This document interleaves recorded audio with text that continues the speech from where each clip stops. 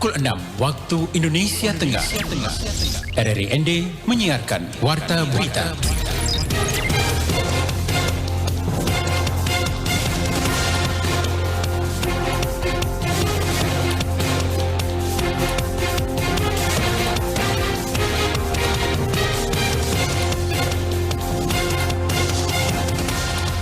Selamat pagi saudara, Anda mendengarkan Warta Berita RRI ND edisi Senin 17 April 2023 dengan headline berita pagi ini. Demi keamanan dan kenyamanan para penumpang, PT Pelni Cabang ND menjamin selama mudik lebaran tidak ada transaksi gelap jual beli kamar di atas kapal AU maupun Wilis. Di akhir Warta Berita pagi ini kami hadirkan mini feature serba-serbi Ramadan dengan judul mengenal jejak Islam di Pulau Solor.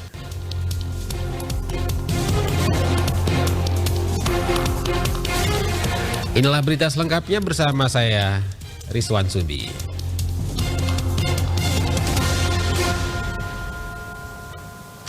Kita awali berita pertama, demi keamanan dan kenyamanan PT Pelayaran Nasional Indonesia Pelni Cabang ND menjamin selama mudik lebaran tidak ada transaksi gelap jual beli kamar di atas kapal bagi para penumpang.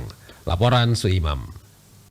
Kepala Kantor PT Pelayaran Nasional Indonesia Pelni Cabang ND, Sujito, kepada RRI di ruang kerjanya Jumat 14 April 2023 menuturkan terkait adanya oknum yang mengambil keuntungan sendiri dengan sengaja bertransaksi gelap jual beli kamar di atas kapal memang sangat merugikan banyak pihak, apalagi di momen jelang mudik lebaran. Dijelaskan dari hasil pantauan sejauh ini untuk KM AWU maupun Wilis belum ditemukan adanya praktek gelap tersebut, semuanya masih aman terkendali. Saya lihat untuk AWU dan Wilis sementara tidak ada. Mudah-mudahan kedepannya tidak ada. Ini hanya oknum aja yang cari tambahan di saat-saat menjelang hari raya. Dikatakan jika ada oknum yang kedapatan melakukan perbuatan bisnis gelap di atas kapal milik PT Pelni, maka pihaknya tidak segan-segan akan melakukan tindakan sesuai aturan yang berlaku. Kita sih berharap juga oknum-oknum ini segera didapat tindak lanjut supaya nanti yang lainnya tidak ada ikut-ikutan. Karena kalau adanya pembiaran nanti Pelni tidak ada aksi terhadap hal-hal yang merugikan terhadap perusahaan atau penumpang. Ia melanjutkan, pihaknya berharap kepada para penumpang jika menemukan kasus transaksi gelap jual beli kamar di atas kapal, bisa segera melapor ke kantor Pelni terdekat sehingga dari laporan tersebut bisa ditindaklanjuti. Ditambahkan, terkait hal ini, kepada calon penumpang jangan risau atau khawatir karena pihaknya menjamin untuk KM AWU dan Wilis bebas dari praktek bisnis gelap tersebut. Kita beralih ke berita selanjutnya. Kepala Dinas Kependudukan dan Pencatatan Sipil Kabupaten Manggarai, Yakobus Banggut, kepada RRI Jumat 24 Maret 2023 mengatakan untuk mempermudah kepengurusan administrasi kependudukan di wilayah kecamatan atau desa, pihaknya melakukan pelayanan jemput bola. Dijelaskan inovasi pelayanan ini merupakan satu upaya untuk meningkatkan kualitas pelayanan dengan tujuan untuk mendekatkan pelayanan serta mempercepat pelayanan administrasi kependudukan dengan cara mendatangi lokasi seperti kecamatan atau desa. Ini adalah salah satu inovasi bagi kami yang kami namakan itu Jembel. Maksudnya mengunjungi atau melayani masyarakat langsung ke desa supaya mereka bisa mengurangi biaya dan lain-lain, terutama transportasi, sehingga kami bisa langsung ke desa jemput bola. Ia melanjutkan, saat pelaksanaan jemput bola pelayanan Adminduk, dokumen yang dibuat langsung jadi di hari yang sama, sehingga masyarakat tidak perlu menunggu lagi untuk mendapatkan dokumen Adminduk. Seorang oknum guru honorer sekolah dasar di Kecamatan Wolowaru berinisial BB alias Charles ditahan Satreskrim Polres ND karena diduga melakukan perbuatan cabul terhadap 7 orang siswa yang tidak lain adalah muridnya sendiri. Sabtu 15 April 2023 pukul 15:20 waktu Indonesia Tengah. Kasat Reskrim Polres ND Ibtu Yance Y. Kadiaman Esa mengatakan perbuatan cabul yang dilakukan oleh oknum guru tersebut terjadi dalam kurun waktu bulan November 2022 hingga April 2023. Pencabulan tersebut terjadi di dalam ruang guru di salah satu sekolah SD di Kecamatan Wolowaru saat jam sekolah sekitar pukul 7 waktu Indonesia Tengah, sebelum guru-guru yang lain datang ke sekolah dan sekitar pukul 15 waktu Indonesia Tengah. Dijelaskan motif tersangka nekat melakukan aksi bejatnya karena sering menonton film porno di handphone miliknya. Atas perbuatannya, guru tersebut telah ditetapkan tersangka dan ditahan di Mapolres ND. Ia melanjutkan perbuatan tersangka telah memenuhi 2 alat bukti yang cukup karena telah melakukan perbuatan pidana pencabulan anak di bawah umur sebagaimana diatur dalam Undang-Undang Perlindungan Anak. Dia menambahkan penyidik telah mengamankan barang bukti berupa pakaian seragam sekolah korban dan pakaian seragam dinas milik tersangka. Untuk mempertanggungjawabkan perbuatannya, tersangka BB alias Charles diancam pasal 82 ayat 2 junto pasal 76E, pasal 64 ayat 1 KUHP tentang perlindungan anak dengan ancaman 20 tahun penjara dan denda paling banyak 5 miliar rupiah. Anda masih bersama Florata pagi ini.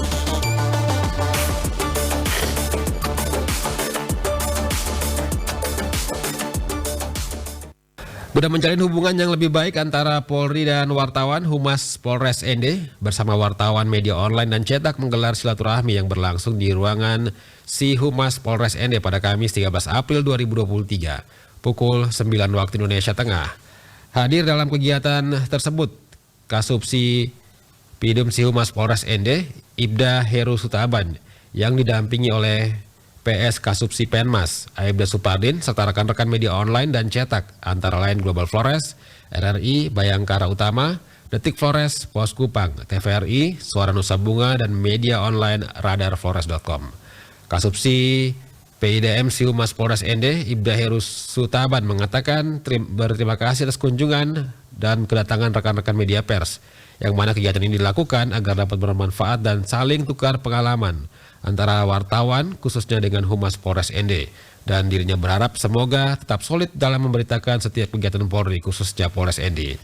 Ia melanjutkan dirinya memohon bantuan dan kerjasama dalam peliputan berita maupun menyampaikan informasi terkait kegiatan kepolisian khususnya tentang operasi ketupat serta membantu mengkampanyekan pemilu damai, say no to hoax dan black campaign. Sehingga tentunya dengan harapan agar mampu menyajikan berita dengan kualitas yang baik dan bisa dijadikan bahan oleh pimpinan maupun masyarakat untuk memperoleh informasi berimbang yang baik dari kepolisian.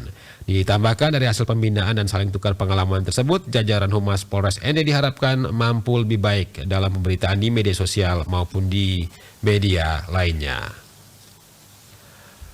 Pendengar, mengakhiri warta berita pagi ini, kami hadirkan mini feature yang dikemas dalam serba-serbi Ramadan dengan judul Mengenal Jejak Islam di Pulau Solor bersama reporter Lady Badin.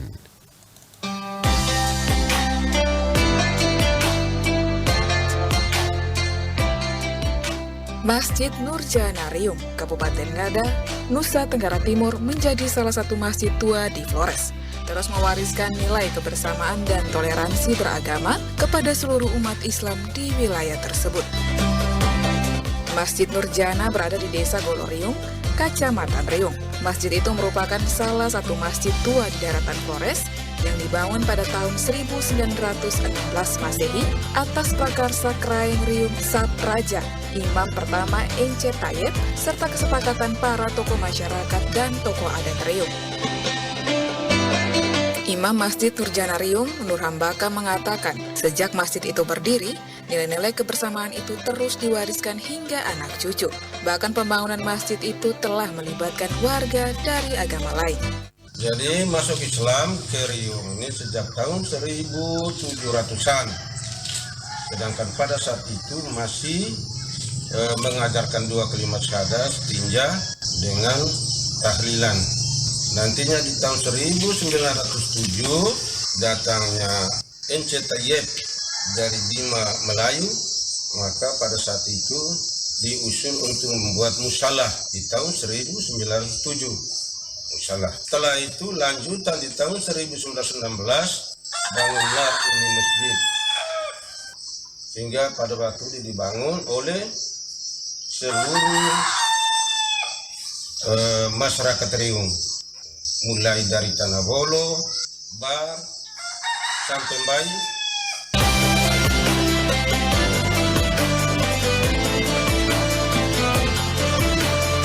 Salah satu aset yang masih terjaga dalam catatan sejarah masjid itu ialah beduk atau alat komunikasi pada setiap kali ritual keagamaan. Beduk sendiri sudah tidak bisa digunakan, namun disimpan dengan baik. Masjid berbentuk persegi 4 panjang tersebut dikelilingi serambi pada luar ruang utama.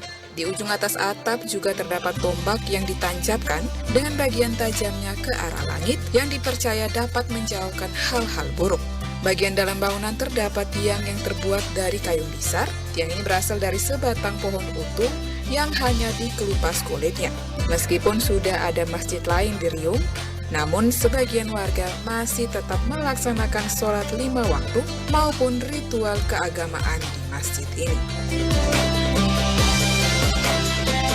Dari Ende, saya Veranda Garus mengucapkan terima kasih dan sampai jumpa.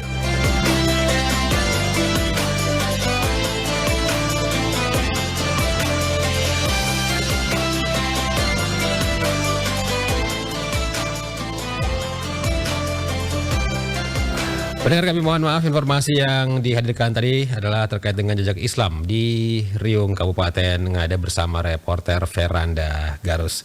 Dan demikian informasi yang kami hadirkan untuk edisi pagi ini di edisi Warta Berita Senin 17 April 2023. Saya Rizwan Sebi mewakili kerabat kerja yang bertugas. Selamat pagi.